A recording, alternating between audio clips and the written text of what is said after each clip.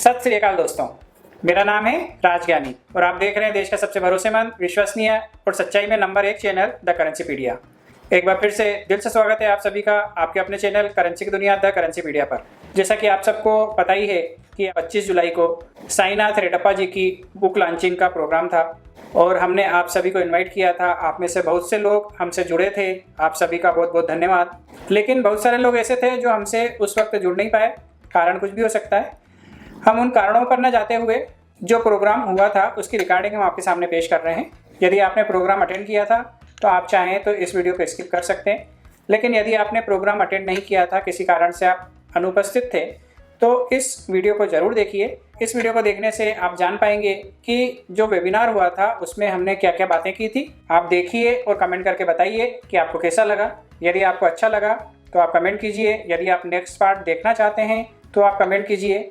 दोस्तों, आज का यह वीडियो थोड़ा सा लंबा है, परंतु आपका और हमारा सौभाग्य है कि कलकत्ता न्यूमिस्मेटिक सोसाइटी के सेक्रेटरी मिस्टर रविशंकर शर्मा जी अपना ज्ञान आपके साथ साझा कर रहे हैं। वैसे द करेंसीपीडिया परिवार के सभी सदस्य रविशंकर शर्मा जी से भली भांति परिचित होंगे। रविशंकर शर्मा जी किसी परिचय के मोहताज नहीं हैं। कलकत्ता न्यूमिस्मेटिक सोसाइटी के सेक्रेटरी श्री रविशंकर शर्मा जी का प्रेजेंटेशन आप और हम देखते हैं और समझने की कोशिश करते हैं।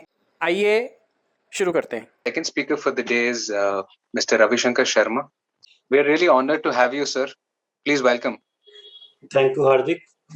तो ये क्या है, रिपब्लिक इंडिया का कॉइन जो है कि हम लोग को डेली यूज में भी मिलता रहता है, हर समय चिल्लर में भी मिलता रहता है कॉइन।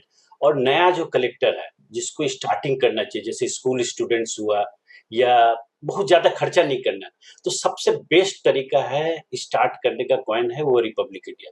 कैसे कि मेरे पास में जो भी रोजगारी मिलता है उससे हम क्या सीक्वेंस हुए, तो उसके लिए सबसे जरूरी क्या है कि एक सिस्टमेटिक कलेक्शन करना। हैपाजेट सब कुछ लिए रखें वो नहीं, तो उसके लिए जो ये बुक है, सबसे पहले बुक का जरूरत है। उसमें क्या सिस्टमेटिक बोले कौन सा ईयर में क्या निकला हुआ है। अब कुछ ऐसे कॉइन है जो उस ईयर में रिलीज ही नहीं हुआ है, निकला ही नहीं है, तो लोग अगर उसको खोजते रहे तो ये तो बेकार है खोजना ना। तो उसके लिए सबसे जरूरी है बुक पढ़ना, कौन सा मिंट से निकला है और कितना उसका इशू है, क्या है, सारा डिटेल से किताब में मिल जाएगा। तो किताब सबसे पहले जरूरी है कॉइन कलेक्शन स्टार्ट करने के लिए। तो किताब लेके पहले तो देखा जाए कि कौन सा डेट में क्या निकला है और कौन सा मिंट से निकला है, तभी उस तरह से स्टार्ट करें। तो रिपब्लिक इंडिया का अगर हम लोग स्टार्टिंग बोला जाए, इंडिपेंडेंस 19 हम लोग का जो 1947 में 15 अगस्त को जो हम लोग का रिपब्लिक हुआ, कि तो उसके बाद में क्या है, मेजर कोई हम लोग का कॉइन जो चेंजेस नहीं आया। क्या हुआ है, जो पहले के जो ब्रिटिश इंडिया के कॉइन चलते थे 47 के, जैसे जॉर्ज सिक्स्थ वगैरह के कॉइन जो थे उस समय के, वही कॉइन जो है 50 तक में फ्रोजन वही कॉइन चले, जिसको आना पाए सीरीज बोलते हैं। जो सारा जो उसका जो सिस्टम था, मॉनेटरी सिस्टम और सारा डिटेल जो आना पाई सीरीज का जो कन्वर्सेशन होता है, जैसे कि 1 रुपी इक्वल टू 16 आना, 1 आना इक्वल टू 4 पाई, ये सिस्टम को ही जो पुराना से जो चला रहा ब्रिटिश टाइम से, यही कंटिन्यू जो है चलता रहा। 15 अगस्त 1950 तक में यही सेम पैटर्न का चलता रहा। जो जॉर्ज सिक्स्थ के 1 रुपी के कॉइन है 1947 के, ये मोस्ट पॉपुलर कॉइन है और मोस्ट कॉमन कॉइन है। ऐसा नहीं है कि ब्रिटिश इंडिया का ये कॉइन है तो बहुत ही रेयर होगा, ऐसा कुछ नहीं। 47 का ये जो कॉइन है मोस्ट कॉमन कॉइन है और यही जो है कंटिन्यू चलता रहा 1950 तक। तब तक क्या है, कोई चेंजेस नहीं आया हम लोग का, जो सेम जैसे ब्रिटिश के पैटर्न थे उसी पैटर्न में कॉइन हम लोग के चलते रहे। जनरली अगर हम लोग रिपब्लिक इंडिया का कॉइन को अगर कैटेगरी वाइज करें तो 2 तरह के कैटेगरीज होते हैं, एक होता है डेफिनेटिव कॉइन और एक होता है कमोमेटिव कॉइन। तो डेफिनेटिव कॉइन जो जनरली होता है, जो रेगुलर कॉइन जैसे आता है जिसमें डेट वगैरह इशू रहता है और अलग अलग ईयर में निकलता रहता है, अलग मिंट से निकलता रहता है और रेगुलर बेसिस पे निकलता है, इसको क्या बोलते हैं, डेफिनेटिव कॉइन। और एक होता है कमोमेटिव कॉइन। कमोमेटिव में किसी स्पेशल इवेंट के ऊपर में निकला हुआ कॉइन, किसी को कमोमोरेट करके या किसी गवर्नमेंट का कोई चीज उसमें मैसेज छुपा हुआ हो, सोशल मैसेज वगैरह हो, इस सब्जेक्ट पे निकलता रहता है, जैसे डेवलपमेंट ओरिएंटल कॉइन। तो जो फर्स्ट कॉइन जो कमोमेटिव का है 1964 में जवाहरलाल नेहरू जी के ऊपर में, मैंने भारत के प्रधानमंत्री जो थे जवाहरलाल नेहरू के ऊपर में फर्स्ट कॉमेमोरेटिव कॉइन निकला। तो अगर कोई कलेक्शन करना चाहता है तो इस तरह से भी कैटेगरी कर सकता है, definitive coin, commemorative coin. Commemorative coin से स्टार्ट कर सकता है, जो अलग अलग कॉमेमोरेटिव के जो फोटो वाले सिक्के होते हैं वहां से स्टार्ट कर सकता है कि पहला कौन सा कॉइन निकला जवाहरलाल नेहरू का, उसके बाद का कॉइन, ये सीक्वेंस वाइज में पहले सबसे बेसिकली यहाँ से स्टार्ट कर सकता है। तो ये फर्स्ट सीरीज के जो 1950 में जो कॉइन निकले वो आना पाई सीरीज बोलते हैं। जो मॉनेटरी सिस्टम जो था पहले ब्रिटिश टाइम के जो थे उसी सिस्टम में कंटिन्यू किया। सिर्फ क्या है, जो मोटिव वगैरह है, जो राजा का फोटो था जॉर्ज सिक्स का, उसको हटा के अशोक स्तंभ जो हम लोग का लायन कैपिटल है उसको जो है हम लोग के कॉइन के ऊपर में आ गया। जो नेशनल हम लोग का एनवेलप है एक तरफ में वो सारा कॉइन में आ गया, गवर्नमेंट ऑफ इंडिया लिखा हुआ। और जो सिस्टम वगैरह जैसे पहले का था 1 आना, 2 आना, हाफ आना, 1 रुपी, हाफ रुपी, क्वार्टर रुपी, वही सिस्टम को फॉलो करते हुए आ गया। उसके बाद जो है आया डेसिमल करेंसी सिस्टम।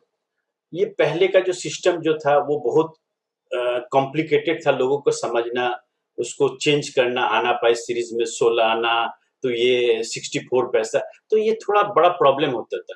तो क्या है, आना पाई सीरीज में एकदम सिंपल वे में इसको कैलकुलेट किया गया कि 100 पैसा का इक्वल टू क्या हो गया है 1 रुपी। तो एकदम इजी वे हो गया। तो ये क्या है, नया जो सिस्टम को इंट्रोड्यूस किया गया तो इसको नया पाई सीरीज बोलते हैं। ये कॉइन में देखिएगा लिखा हुआ 2 नए पैसे, 1 नए पैसे। तो ये जो नया जो शब्द है इसको इंट्रोड्यूस किया गया और इस सिस्टम को जो है नॉर्मली एकदम इजी वे के लिए जो सिस्टम तो पहले चला था उसको चेंज करके आपको ये सिस्टम से कंटिन्यू ये सारा 1 पैसा, 2 पैसा, 5 पैसा और 10 पैसा सीरीज में निकला। उसके बाद में इस तरह से अलग अलग कॉइन 25 पैसा के, 50 पैसा के, 1 रुपी में जो है नए नए आता है। इसमें सिर्फ 1 रुपी लिखा रहता है, जो 1962 में निकला पहला कॉइन 1 रुपी का, जिसमें ये जो नया सीरीज इसमें नहीं लगता। इसके अलावा बाकी जितने लो डिनोमिनेशन है उसमें आपको नया शब्द का आएगा, नया सीरीज। और जो कन्वर्सेशन और सारा जो डिटेल्स वगैरह जो है वो सिंपल एकदम वे पे रुपए का 100वां भाग, माने 1 रुपए का 100वां भाग के हिसाब से ये टर्म्स में आया। ये 1964 तक कंटिन्यू इसी सिस्टम का कॉइन चलते रहा। 1964 के बाद में नया जो शब्द है उसको हटा दिया गया। नया शब्द को हटा के सिंपल एकदम जैसे 1 पैसा, रुपए का 100वां भाग है पर 1 पैसा लिखा हुआ आ गया। और मेटल वगैरह भी चेंजेस आने लगे, जैसे मेटल के कॉस्ट वगैरह बढ़ने लगे। तो जो पहले जो कॉपर के कॉइन थे 1 पैसा, उसको चेंज करके उसको निकल ब्रास कर दिया और एल्युमिनियम के कॉइन इंट्रोड्यूस हुए। फर्स्ट एल्युमिनियम का कॉइन जैसे 3 पैसा का नया यूज हुआ, उसके बाद में 20 पैसा का आया, 20 पैसा, और जो कंटिन्यू पहले जैसे 50 पैसा, 25 पैसा आता था वो भी कंटिन्यू में रहा। पर क्या है, इसमें से वो नया शब्द हट गया। और ये 3 पैसा जो है एक ऑड फिगर के चलते ये बहुत ज्यादा पॉपुलर नहीं हुआ। तो ये भी बहुत कम पीरियड के लिए 3 पैसा एल्युमिनियम का चला। एवं 20 पैसा भी जो ये वाला है ये भी काफी पीरियड तक नहीं चला। पर किंतु क्या है कि ये पॉपुलर कॉइन थे उस समय के लिए। उसके बाद में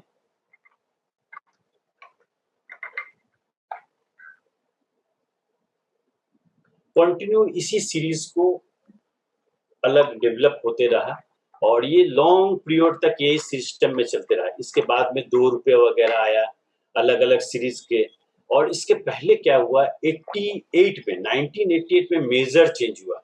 सारा मेटल वगैरह का चेंज करके मैक्सिमम जो है फेरिटिक स्टेनलेस स्टील जो बोलते हैं उसका कॉइन इंट्रोड्यूस किया। फर्स्ट जो है नोएडा मिंट इसको इंट्रोड्यूस किया। और ये बड़ा इंटरेस्टिंग कॉइन है। जैसे जो 25 पैसा में इसमें राइनो का एक फिगर आता है और 50 पैसा में पार्लियामेंट और पीछे में जो है इंडिया का मैप आता है। 10 पैसा आए, 1 रुपया। तो ये जो सिस्टम है इसमें क्या हो गया, मेटल कॉस्ट के चलते कम करने के लिए मेटल कॉस्ट को ये फेरिटिक स्टेनलेस स्टील के कॉइन इंट्रोड्यूस हुए जो 1988 से स्टार्ट हुए। और इसी बीच में क्या है, जो 1 पैसा 2 पैसा इसके मेटल के बढ़ने के चलते क्या है, इसको जो है हटा दिया गया। इसको जो हटा के ये सिर्फ जो है स्टील के कॉइन्स आने लगे। इसके बाद में क्या है, नया 2 रुपये का कॉइन 1982 में नेशनल इंटीग्रेशन के थीम के ऊपर में नया इंट्रोड्यूस हुआ रेगुलर कॉइन, जो 2 रुपए का कॉइन फर्स्ट इंट्रोड्यूस किया इंडिया नेशनल इंटीग्रेशन के थीम के ऊपर में। ये भी काफी पॉपुलर है, जो कि एकदम 1982 से स्टार्ट होके एकदम 2004 तक कंटिन्यू अलग अलग मिंट से इशू हुए और लॉन्ग पीरियड तक के चला। इसके बाद में नए 5 रुपीज के कॉइन, नोट के जो मिंटिंग होते थे, प्रिंट होते थे नोट के, उसके कॉस्टिंग जो है ज्यादा होने लगे, काफी ज्यादा। इसके कॉस्टिंग के चलते क्या है, इस चीज को कॉस्ट कम करने के लिए मेटल के कॉइन का इंट्रोड्यूस हुआ, 5 रुपीज का कॉइन। ये भी बहुत अट्रैक्टिव कॉइन है, जो कि काफी लॉन्ग पीरियड तक ये भी चला। 1992 में पहला इंट्रोड्यूस हुआ, ये 2004 तक ये भी कंटिन्यू ये चलता रहा। उसके बाद में 10 रुपीज के फर्स्ट कॉइन इंट्रोड्यूस किया गया, जो कि यूनिटी इन डाइवर्सिटी थीम के ऊपर में ये इंट्रोड्यूस हुआ। ये लोग इसको कहते हैं कि जैसे क्रॉस वाला सिंबल है, हालांकि क्रॉस सिंबल नहीं है। अगर ध्यान से देखा जाए तो ये बहुत ही स्टाइलिश वे में हम लोग का ये 4 जोन के ऊपर, जैसे समझिए ये एक ह्यूमन फिगर है, ये डॉट को जो इंट्रोड्यूस किया एक ह्यूमन हेड के, और ये जो हैंड है ये हाथ को ऐसे हाथ ऐसे किया हुआ। तो ये अलग अलग, जैसे हिंदू, मुस्लिम, सिख, ईसाई, ये सब कोई एक बराबर है। तो ये क्या है, एक मोटिव के ऊपर में इसको इंट्रोड्यूस किया गया है, यूनिटी इन डाइवर्सिटी के थीम के ऊपर में। पर क्या है, ये कुछ कंट्रोवर्सी के चलते, ये क्रॉस के कंट्रोवर्सी के कारण से इसको क्या है, लॉन्ग पीरियड तक इसको नहीं चल पाया, और ये बहुत ही कम पीरियड 2005-6 के बाद में इस डिजाइन को हटा दिया गया।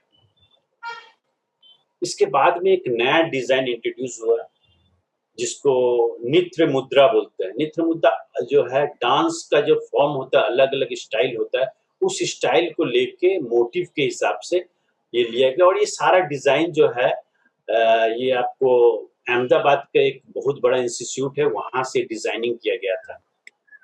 तो ये अलग, जैसे थंब का फिगर के ऊपर में डिनोट किया गया कि 1 रुपी का कॉइन, 2 रुपी का कॉइन, इस तरह से 5 रुपी के भी कॉइन का डिजाइन हुआ था, पर वो अप्रूव नहीं हुआ।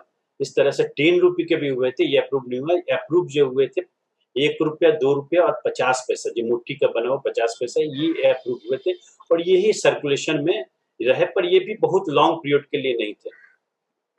इसके बाद में एक और सब्जेक्ट के ऊपर में, आईटी और कनेक्टिविटी के ऊपर में, आईटी और कनेक्टिविटी सब्जेक्ट के ऊपर में ये नया डिजाइन के कॉइन्स निकले, 10 रुपीज के, 5 रुपीज के कॉइन, जिसमें अलग अलग एक रे के हिसाब से 10 रुपीज के ऊपर में रे होता है। इसमें भी बड़ा कंट्रोवर्सी होता है, ये रे काउंट लोग करते हैं, तो जो निकला है बस वही है, उसमें काउंट करने का नहीं है। ये बुक वगैरह में आपको डिटेल्स दिया रहेगा कि जो निकला है बस आप वही खोजिए, इसके अलावा ये बहुत रुपया दाम है, कीमत है, इसको खोज के कोई मतलब नहीं। इसके लिए बुक बहुत जरूरी है। सबसे पहले कि बुक में आपको डिटेल्स मिल जाएगा कि क्या हमको खोजना है और क्या नहीं खोजना है, तो फालतू का खोज के कोई मतलब नहीं है। उसके बाद में क्या है कि 5 रुपीज के कॉइन जो कॉपर निकल थे, उसको कॉस्ट कम करने के लिए निकल ब्रास के कॉइन इंट्रोड्यूस हुए 2009 में। पर जो उसका डिजाइन पैटर्न जो है, ये ओल्ड जो डिजाइन पैटर्न था उसी को फिर से रीइंट्रोड्यूस करके उसको निकल ब्रास में उसको इंट्रोड्यूस किया गया। इसके बाद में हम लोग के भारत में 2011 में रूपी सिंबल इंट्रोड्यूस हुआ। जो सिंबल जो रूपी है, पहले जैसे 1 रुपी लिखा रहता था, उसके जगह पे ये रूपी सिंबल को डिनोट करके बहुत ही सुंदर वे में ये पहले डिजाइन और अभी के डिजाइन को मिला के एक नया सिंबल इंट्रोड्यूस करके लोगों को क्या है कि इसके बारे में समझे, ये जो सिंबल है इसको लोग समझे, जनरल पब्लिक के ऊपर सब कोई के हाथ में जाए, इस नया सिंबल को इंट्रोड्यूस किया गया। अब रुपीज के जगह में ये रूपी सिंबल देके 10 रुपीज, 5 रुपीज, ये सीरीज कंटिन्यू सब सीरीज में ही चले हैं काफी। इसके बाद में लेटेस्ट एकदम न्यू 20 रुपीज के कॉइन, 10 रुपीज, 5 रुपीज, 2 रुपीज, ये अभी नया डिजाइन है, लेटेस्ट डिजाइन है। ये अभी आपको सब कुछ को बाजार में मिल भी जाएगा और ये अभी रेगुलर सर्कुलेशन में है और एकदम मोस्ट कॉमन कॉइन है बाजार में सर्कुलेशन में, ये न्यू चीज है। ये भी काफी अट्रैक्टिव कॉइन है ये। इसके बाद में जो ने बताया था कॉमोडिटिव कॉइन, तो कॉमोडिटिव कॉइन भी क्या है, अलग अलग सिस्टम में रेगुलर ये कॉइन है। कॉमोडिटिव के भी जो रेगुलर जो सर्कुलेशन में रहते हैं, अलग अलग मोटिव के जो होते हैं, ये उस टाइप के कॉइन है। जैसे जवाहरलाल नेहरू के ऊपर में, ये कुछ FAO के ऊपर में, एशियन गेम के ऊपर में, तिलक के ऊपर में। तो ये अलग जो सिस्टम है, ये अलग जो कमोडिटी कॉइन है, मिलते रहते हैं इस टाइप के कॉइन। इसके बाद में हम लोग को कॉइन के बारे में जानना है। एक नॉर्मल कॉइन, जो एक ही कॉइन होता है, वो अलग-अलग मिंट से बनते हैं। सिंपली नॉर्मल एक ही कॉइन, डिजाइन, पैटर्न सब कुछ सेम रहता है, पर उसमें एक क्या प्राइवी मार्क रहता है, एक मिंट मार्क होता है, जिस मिंट मार्क को देख के कोई भी बता देगा कि ये किस मिंट से बना हुआ है, ये कलकत्ता से बना है कि बॉम्बे से बना है, हैदराबाद से बना है कि नोएडा से बना है। तो ये जानना भी जरूरी है कि किस मिंट से क्या बना है। तो जनरली हम लोग के भारत में जो है 4 मिंट है, एक बॉम्बे में है, कलकत्ता में है, हैदराबाद में, नोएडा में। और ये हर मिंट मार्क का अपना एक स्पेशलाइज सिंबल होता है। जैसे अगर आप देखेंगे फर्स्ट कॉइन है, वो बॉम्बे मिंट से। बॉम्बे मिंट में खास क्या रहता है, डेट के नीचे एक डायमंड मिंट मार्क रहता है। और ये उसके बाद में कलकत्ता मिंट है, उसमें विदाउट मिंट मार्क रहता है। नोएडा मिंट में आप देखेंगे राउंड एक डॉट रहता है, राउंड टाइप का।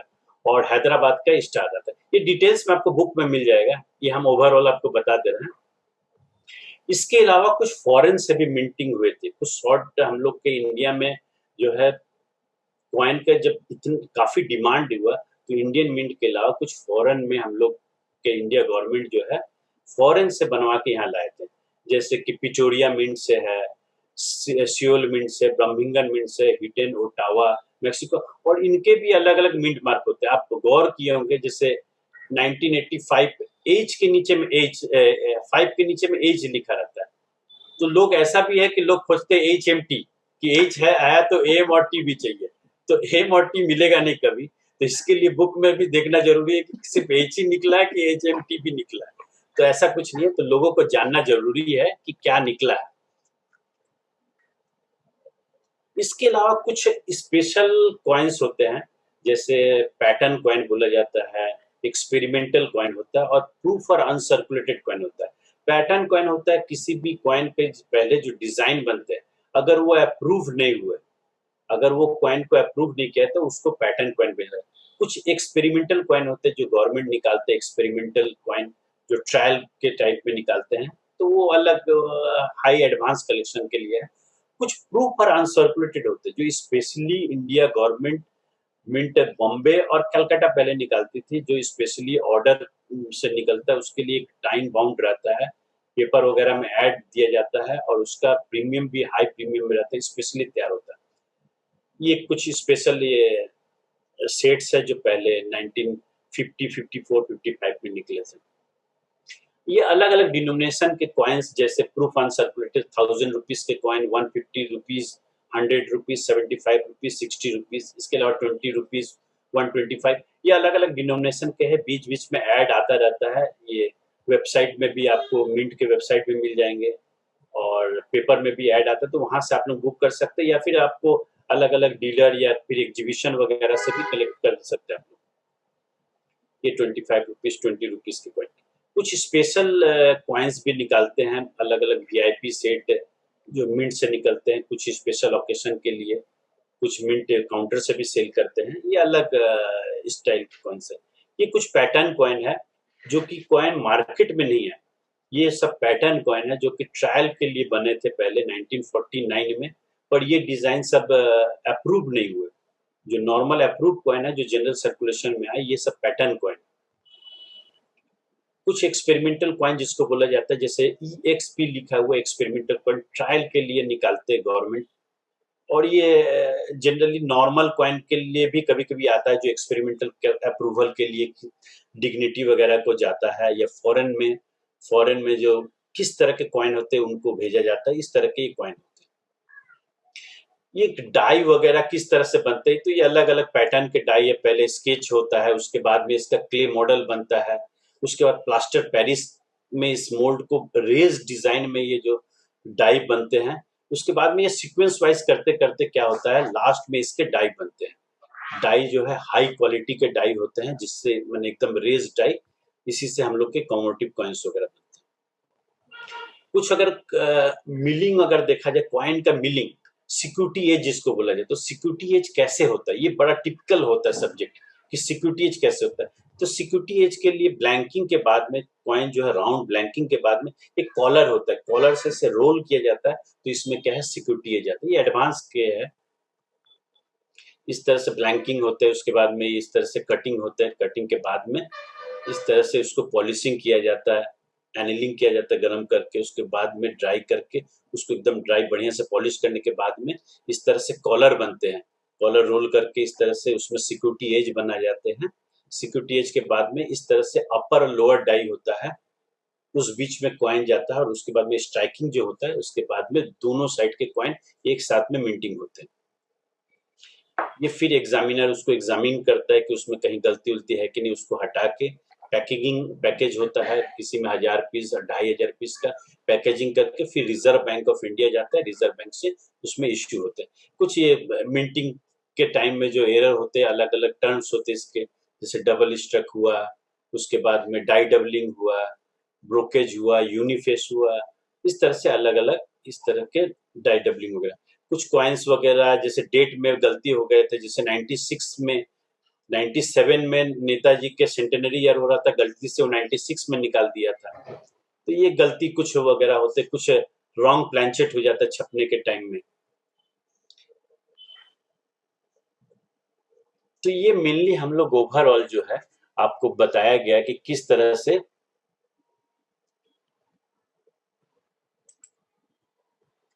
से हम लोग रिपब्लिक इंडिया के कॉइन्स को हम लोग सिस्टमेटिक कलेक्शन कर सकते हैं, और किस तरह से आप सीक्वेंस वाइज करके बढ़िया और अच्छा कलेक्टर बन सकते हैं। तो उसके लिए बुक वगैरह में भी देख लीजिएगा, सारा डिटेल्स मिल जाएगा। Thank you to everyone.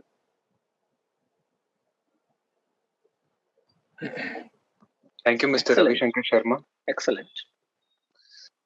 I would request all the participants, अगर आपको कोई भी डाउट है या फिर कोई भी क्वेश्चंस है रविशंकर शर्मा जी से, तो आप Q&A का ऑप्शन है, उस पर क्लिक करके आप टाइप करके पूछ सकते हैं। पॉलिश्ड कॉइन कैसे पता चलेगा? तो एक आप अगर ध्यान से देखेंगे तो ओरिजिनल जो मिंट का, जो मिंटिंग के बाद में जो लस्टर रहता है, जो डाई का पॉलिश रहता है, वो एक अलग नेचुरल उसमें एक पॉलिश रहता है और नेचुरल ग्लेज रहता है, और वो चीज नॉर्मल अगर कोई पॉलिश करे तो मैट टाइप का हो जाता है। तो ये थोड़ा एक्सपीरियंस का बात है। अगर आप ध्यान से कॉइन को देखेंगे तो आपको खुद एक्सपीरियंस हो जाएगा, समझ में आ जाएगा कि क्या ओरिजिनल डाई से बना हुआ उसका ग्लेज है, मैंने ओरिजिनल लस्टर है कि अभी का बना हुआ है। Best way to store the coins, सबसे बेस्ट आपका लिए है होल्डर में रखना। जो कॉइन होल्डर आते हैं, हार्दिक के पास मिल जाएंगे कॉइन होल्डर, तो फैल्कन के बहुत ही बढ़िया मनी ट्री का होल्डर है। उसमें कॉइन को आप लोग एक कॉइन को रख के पंच करके उसको सिस्टमेटिक एल्बम में रख सकते हैं। ये सबसे बेस्ट वे है एल्बम में रखने के कॉइन, या तो फिर अलग अलग सेलोफिन पेपर में भी रख सकते हैं, कॉस्ट के ऊपर में है, आप अपने हिसाब से सिस्टमेटिक उसको रख सकते हैं। पर क्या है, वो डिटेल्स वाइज और सीक्वेंस वाइज में सिस्टमेटिक करके रख सकते हैं। हाँ, कोई भी इसको डायरेक्टली मिंट में बुकिंग कर सकता है, इसके लिए कुछ वो नहीं है। मिंट के वेबसाइट में जाके प्रूफ और अनसर्कुलेटेड का डायरेक्ट बुकिंग कर सकते हैं। उसके लिए ये कोई जरूरी नहीं है कि कोई परमिशन लेना पड़े, ऐसा कुछ नहीं। कोई भी डायरेक्टली मिंट से बुकिंग कर सकते हैं। यहाँ तक कि काउंटर भी है मिंट के, वहां से भी लोग कर सकते हैं। ये पॉलिश और यूएनसी कॉइन में वो आपको देखते देखते ही समझ में आ जाएगा। उसके लिए कोई ये नहीं, आपको खुद एक्सपीरियंस से आपको समझ में आएगा वो, कि आप अगर ध्यान से देखेंगे कोई भी मिंट का जो यूएनसी कॉइन है और नॉर्मल पॉलिश कॉइन, जब आप ध्यान से देखेंगे तो आपको खुद समझ में आएगा। वो थोड़ा सा आपको एक्सपीरियंस करना पड़ेगा। How to identify fake coins, ये भी एक्सपीरियंस का बात है। आप अगर ज्यादा दिन तक में ज्यादा कॉइन वगैरह हैंडलिंग करेंगे तो आपको उससे समझ में आ जाएगा फेक क्या है और ओरिजिनल क्या है। उसके लिए बुक पे जरूरी है कि क्या डेट में निकला है, कैसा कॉइन होता है, ये ज्यादा जरूरी है। ये नहीं कि हम बिना पढ़े हुए अगर खुद मैंने कलेक्शन करेंगे तो ये गलत बात है। इसके लिए बुक पढ़ना जरूरी है। सबसे पहले बुक जरूरी होता है पढ़ना, कि क्या निकला क्या नहीं निकला, तभी हमको समझ में आ जाएगा कि फेक क्या है और ओरिजिनल क्या है। फर्स्ट स्ट्राइक कॉइन और second strike coin, first strike coin specially जो उसका मिंटिंग वगैरह होता है वो हाई क्वालिटी का होता है। जैसे अनसर्कुलेटेड कॉइन्स जो सेट आते हैं, उसमें जो कॉइन्स आते हैं वो फर्स्ट स्ट्राइक कॉइन्स के कैटेगरी में आते हैं। और जनरल जो डेफिनेटिव कॉइन है वो नॉर्मल जो रेगुलर कॉइन्स में आते हैं, उसमें डिफरेंट होता है पॉलिशिंग वगैरह का और क्वालिटी का रहता है। आप अगर क्वालिटी देखेंगे दोनों में अंतर समझ में आ जाएगा। ये 1 रुपी इंदिरा गांधी के कॉइन, ये इसीलिए बोल रहे हैं कि इसके लिए बुक पढ़ना जरूरी है। आप अगर 1 रुपी इंदिरा गांधी के कॉइन खोजेंगे, आपको पता ही नहीं है कि वो निकला है कि नहीं निकला है, तो बुक में दिया हुआ है कि अगर निकला है तो निकला, नहीं निकला है तो नहीं निकला। उसके लिए आपको खोज के कोई मतलब नहीं है इंदिरा गांधी का वो 1 रुपया का कॉइन। ये different between uncirculated, brilliant uncirculated और यूएनसी कॉइन, ये भी एक वही है। अगर आप ध्यान से देखें उसको स्टडी करना पड़ेगा। ब्रिलियंट यूएनसी मतलब उसमें कोई स्क्रैचेस नहीं रहे, कहीं पर कोई डेंट वगैरह नहीं रहे, तो इसको बोलते हैं ब्रिलियंट यूएनसी कंडीशन। अनसर्कुलेटेड जो ओवरऑल एकदम यूएनसी एक हल्का फुल्का स्क्रैचेस वगैरह है, तो उसको आप अनसर्कुलेटेड कैटेगरी में डाल सकते हैं। ये भी ये वही एक्सपीरियंस का ही बात है। किसका क्या प्राइस है, फिशरी का 50 पैसा का क्या प्राइस है, ये सारा प्राइस वगैरह बुक में दिया हुआ है। इंडिविजुअल एक एक हमको बताने से बढ़िया है कि जब आप बुक लीजिएगा उसमें आपको इंडिविजुअल मालूम चल जाएगा कि कौन सा का क्या प्राइस है। उसमें भी कंडीशन वगैरह कैटेगरी किया हुआ है कि एक्स्ट्रा फाइन का क्या रेट है, यूएनसी का क्या रेट है, वो सारा आपको डिटेल्स मिल जाएगा। तो उसके लिए बुक लेना जरूरी है। थैंक यू रवि सर, इतना बढ़िया प्रेजेंटेशन देने के लिए। साईनाथ रेड्डप्पा जी की बुक लॉन्चिंग का यह दूसरा एपिसोड आपने देखा। इसके अलावा भी हम आपको कुछ वीडियो और दिखाएंगे जो इंग्लिश में भी होंगे और हिंदी में भी होंगे। और जो वीडियो हम आपको इंग्लिश में दिखा रहे हैं उसका सार हम आने वाले दिनों में किसी दूसरे वीडियो में हिंदी में भी ज़रूर से देंगे।